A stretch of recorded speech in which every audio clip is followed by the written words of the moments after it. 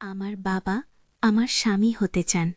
ও দক্ষিণ ভারতের হাম্পি শহরের প্রাচীন মন্দিরের সামনে দাঁড়িয়ে আমি আমার বান্ধবী লতিকাকে ফোনে বলছিলাম। লতিকা ফোনের উপাসে হেসে উঠল।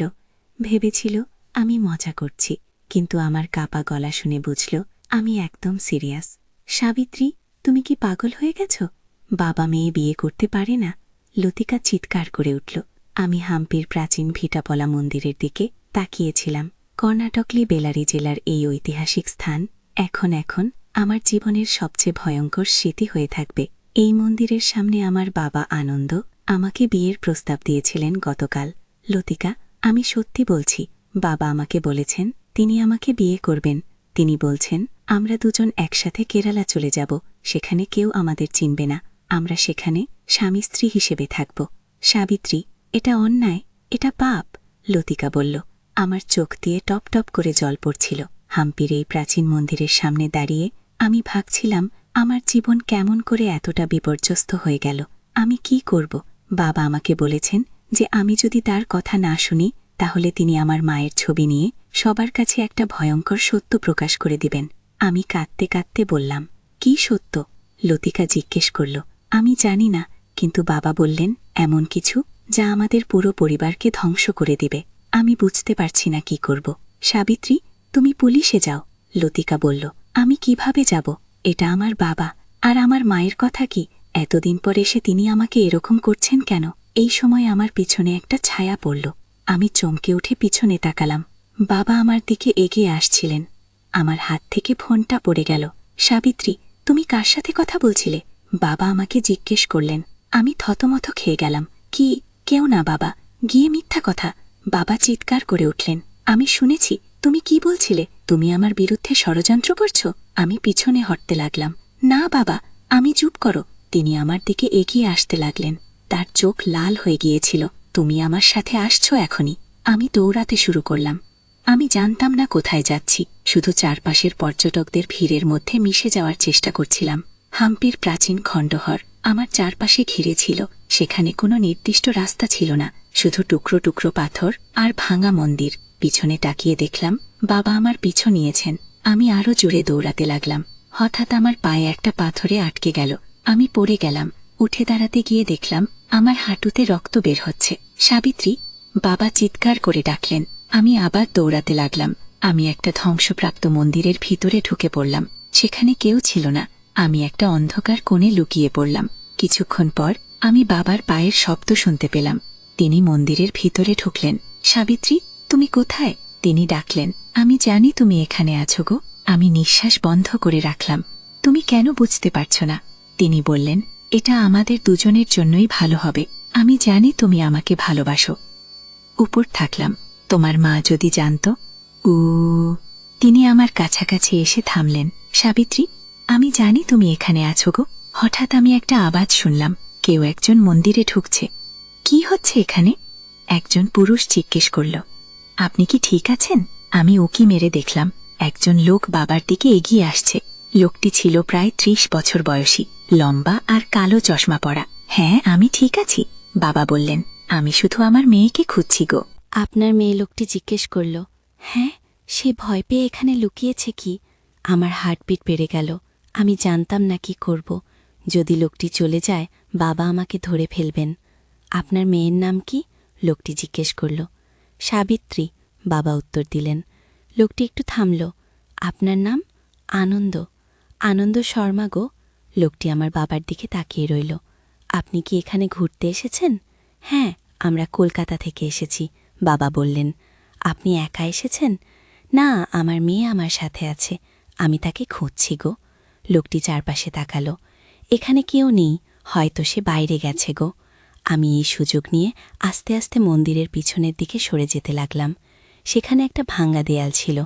আমি সেখান দিয়ে বের হয়ে যেতে পারি। না, আমি নিশ্চিত সে এখানেই আছে, বাবা জোর দিয়ে বললেন। আমি প্রায় পিছনের দরজার কাছে পৌঁছে গিয়েছিলাম।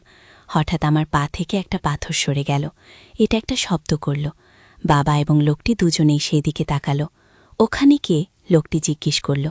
আমি স্থির হয়ে দাঁড়িয়ে রইলাম। লোকটি আমার দিকে এগিয়ে আসতে লাগল। আপনি কি সাবিত্রী? আমি মাথা নাড়লাম। আপনার বাবা আপনাকে খুঁজছেন, লোকটি বলল।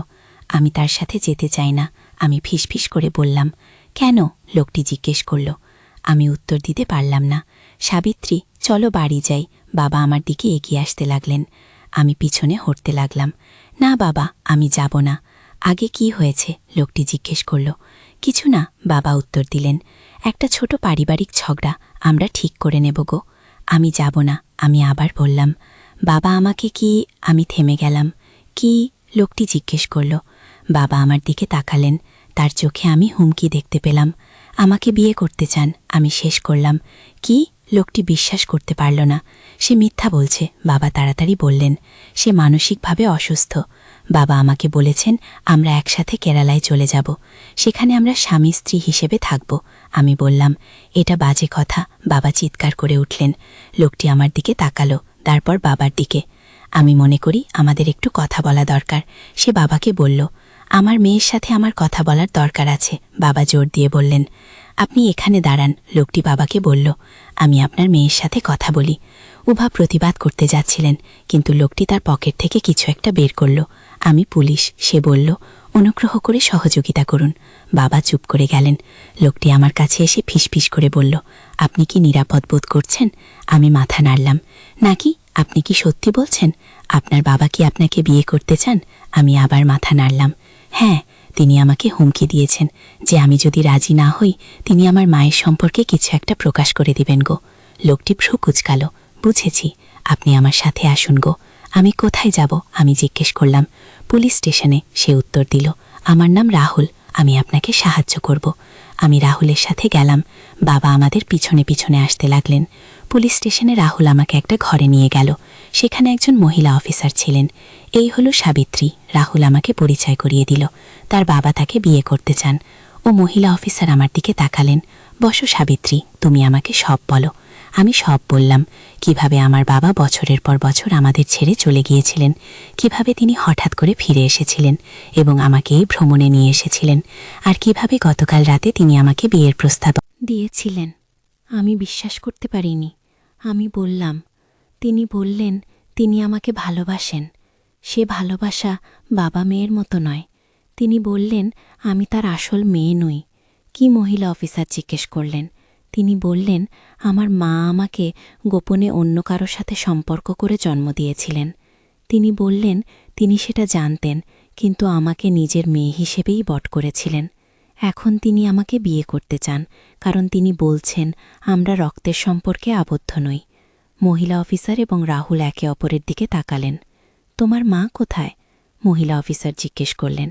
তিনি মারা গেছেন। আমি উত্তর দিলাম, 3 বছর আগে ক্যান্সারে। তাহলে তুমি এখন কার সাথে থাকো? আমি আমার মামার বাড়িতে থাকি। আমার মামা এবং মামি আমাকে দেখাশোনা করেন। তারা জানেন তুমি এখানে এসেছ? আমি মাথা নাড়লাম। হ্যাঁ বাবা। বাবা তাদের কাছে এসে বললেন তিনি আমাকে নিয়ে ভ্রমণে যেতে চান। তারা রাজি হয়ে গেলেন, কারণ তারা ভেবেছিলেন এটা আমাদের সম্পর্ক ভালো করবে। তোমার বয়স কত? সাবিত্রী, মহিলা অফিসার জিজ্ঞেস করলেন। 18। আমি উত্তর দিলাম। তাহলে তুমি প্রাপ্তবয়স্ক। তিনি বললেন, তোমার নিজের সিদ্ধান্ত নেওয়ার অধিকার আছে। কি? আমি বাড়ি ফিরে যেতে চাই। আমি বললাম, আমার মামার কাছে গিয়ে আমরা তাদের খবর দেব। রাহুল বলল, তারা তোমাকে নিতে আসবেন। ঠিক সেই সময় দরজা খুলে গেল। বাবা ভিতরে ঢুকলেন। আমি আমার মেয়ের সাথে কথা বলতে চাই। তিনি বললেন, আপনি এখানে থাকতে পারবেন না। মহিলা অফিসার বললেন, সে আমার মেয়ে। আপনার মেয়ে আপনার বিরুদ্ধে অভিযোগ করেছে। রাহুল বলল, আপনি এখন তার সাথে কথা বলতে পারবেন না। বাবা আমার দিকে তাকালেন। সাবিত্রী, তুমি আমার সাথে এটা করছো। আমি নিচের দিকে তাকালাম। তুমি জানো আমি সত্যি বলছি, তুমি আমার মেয়ে নও। আপনি এখান থেকে যান। মহিলা অফিসার বাবাকে ধাক্কা দিয়ে বাইরে নিয়ে গেলেন। রাহুল আমার দিকে তাকিয়ে বলল, তুমি কি ঠিক আছো? আমি মাথা নাড়লাম। আমি ভাবছি বাবা সত্যি বলছেন কিনা। আমি কি আসলেই তার মেয়ে নই? এটা কোনো পার্থক্য করে না। রাহুল বলল, যদি তিনি তোমাকে বাবা হিসেবে বট করে থাকেন তাহলে তিনি তোমার বাবা। তিনি তোমাকে বিয়ে করতে পারেন না। আমি চুপ করে রইলাম। তোমার মামার নম্বর দাও। রাহুল বলল, আমরা তাদের খবর দেব। আমি তাদের নম্বর দিলাম। রাহুল তাদের ফোন করল এবং পরিস্থিতি ব্যাখ্যা করল। মামা বললেন তারা অবিলম্বে রওনা হবেন। সেই রাতে আমি পুলিশ স্টেশনেই থাকলাম। পরের দিন সকালে মামা এবং মামি এসে পৌঁছালেন। সাবিত্রী, মামি আমাকে জড়িয়ে ধরলেন। তুমি ঠিক আছো? আমি মাথা নাড়লাম। হ্যাঁ, আমি ঠিক আছি। উপর আমরা জানতাম না। মামা বললেন, আমরা যদি জানতাম গো, এটা তোমাদের দোষ নাই। আমি বললাম, বাবা কোথায়? মামা জিজ্ঞেস করলেন। তিনি হেফাজতে আছেন। রাহুল বলল, আমরা তার বিরুদ্ধে মামলা দায়ের করেছি। মামা নিঃশ্বাস ফেললেন। আমি বিশ্বাস করতে পারছি না আনন্দ এরকম করতে পারে। কি, আপনারা কতদিন ধরে তাকে চেনেন? রাহুল জিজ্ঞেস করল। আমার বোন যখন তাকে বিয়ে করে তখন থেকে, মামা উত্তর দিলেন। প্রায় 20 বছর হবে। উনি বলছেন সাবিত্রী তার মেয়ে নয়। রাহুল বলল।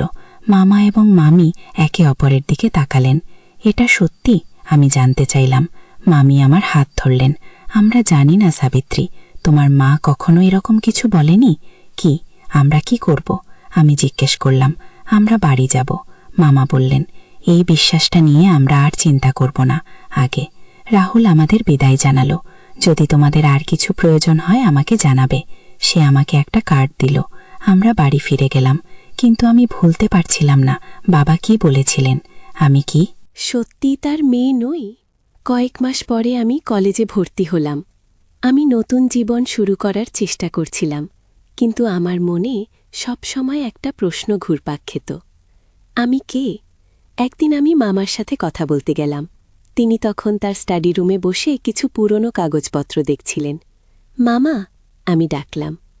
তিনি আমার দিকে তাকালেন। কি সাবিত্রী, আমি কি আপনার সাথে কিছু কথা বলতে পারি? অবশ্যই, তিনি বললেন। বসো। আমি তার সামনের চেয়ারে বসলাম। আমি সত্যিটা জানতে চাই, আমি বললাম। আমি কি আসলেই বাবার মেয়ে? মামা দীর্ঘশ্বাস ফেললেন। আমি জানি তুমি একদিন এই প্রশ্ন করবে। কে আপনি জানেন? আমি অবাক হলাম। হ্যাঁ, এটা একটা জটিল ব্যাপার সাবিত্রী। গুলোকে আমাকে বলুন, আমি জোর দিলাম। মামা একটু চুপ করে থাকলেন। তারপর বললেন, তোমার মা আমাদের বলেছিলেন যে আনন্দ তোমার বাবা নয় গো। আমার শ্বাস আটকে গেল। তাহলে আমার আসল বাবা কে? আমরা জানি না। তোমার মা কখনো বলেনি? কে? আমি হতবাক হয়ে গেলাম। কিন্তু তবু আপনারা বাবাকে আমার সাথে যেতে দিয়েছিলেন? আমরা জানতাম না সে এমন কিছু করবে, মামা বললেন।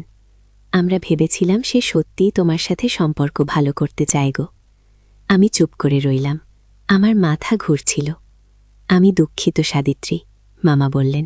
আমরা তোমাকে আগে বলিনি, কারণ তোমার মা চেয়েছিলেন তুমি আনন্দকেই তোমার বাবা হিসেবে জানো গো। আমি আমার আসল বাবাকে খুঁজে বের করতে চাই, আমি বললাম।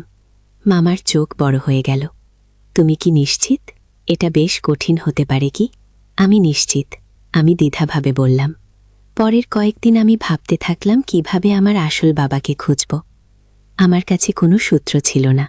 আমার মা মারা গেছেন। আর বাবা, আমি মনে মনে তাকে এখনও বাবা বলেই ভাবি, জেলে আছে। হঠাৎ একদিন আমি একটা চিঠি পেলাম। এটা ছিল রাহুলের কাছ থেকে, সেই পুলিশ অফিসার যে আমাকে হাম্পিতে সাহায্য করেছিল। প্রিয় সাবিত্রী, চিঠিতে লেখা ছিল, আশা করি তুমি ভালো আছো। আমি তোমার জন্য খবর আছে। তোমার বাবা আনন্দ জামিনে ছাড়া পেয়েছেন। তিনি তোমার সাথে যোগাযোগ করতে চান। তিনি বলেছেন তিনি তোমাকে কিছু দেখাতে চান যা তোমার মায়ের সম্পর্কে সত্যি। অনুগ্রহ করে আমাকে জানাও তুমি তার সাথে দেখা করতে চাও কিনা। যদি চাও আমি তোমার সাথে থাকব এবং নিশ্চিত করব যে তুমি নিরাপদ থাকো গো। চিঠিটা পড়ে আমি দ্বিধাগ্রস্ত হলাম। আমি বাবার সাথে দেখা করতে চাই না, কিন্তু আমি আমার আসল বাবা সম্পর্কে জানতে চাই। হয়তো বাবা কিছু জানেন। আমি রাহুলকে ফোন করলাম এবং বললাম আমি বাবার সাথে দেখা করতে রাজি আছি, কিন্তু শুধুমাত্র রাহুলের উপস্থিতিতে। পরের সপ্তাহে আমি এবং রাহুল একটা ছোট কাফেতে বাবার সাথে দেখা করলাম। বাবা অনেক বদলে গেছেন। তিনি রোগা হয়ে গেছেন আর তার চোখের নিচে কালো দাগ পড়েছে। সাবিত্রী, তিনি আমাকে দেখে মুচকি হাসলেন। তুমি এসেছ গো। আমি মাথা নাড়লাম। আপনি কি দেখাতে চান? তিনি একটা ফাইল বের করলেন। এটা তোমার মায়ের ডায়েরি। আমি এটা তোমাকে দিতে চাই। আমি ফাইলটার দিকে তাকালাম। কোথায় পেলেন এটা? তোমার মা যখন মারা যান আমি তার জিনিসপত্র সংগ্রহ করি। এটা তার বিশেষ জিনিসগুলোর মধ্যে ছিল।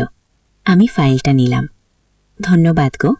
আমি জানি তুমি আমাকে বিশ্বাস করো না, বাবা বললেন, কিন্তু আমি সত্যি তোমাকে ভালোবাসি সাবিত্রী। আমি যা করেছি তা ভুল ছিল। আমি তোমাকে বিয়ে করতে চাইনি, আমি শুধু তোমাকে হাম্পি থেকে দূরে নিয়ে যেতে চেয়েছিলাম গো।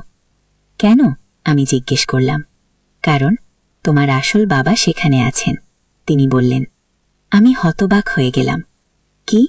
হ্যাঁ, তোমার মা তার ডায়েরিতে লিখেছিলেন তোমার আসল বাবা একজন প্রত্নতত্ত্ববিদ, যিনি হাম্পিতে কাজ করেন।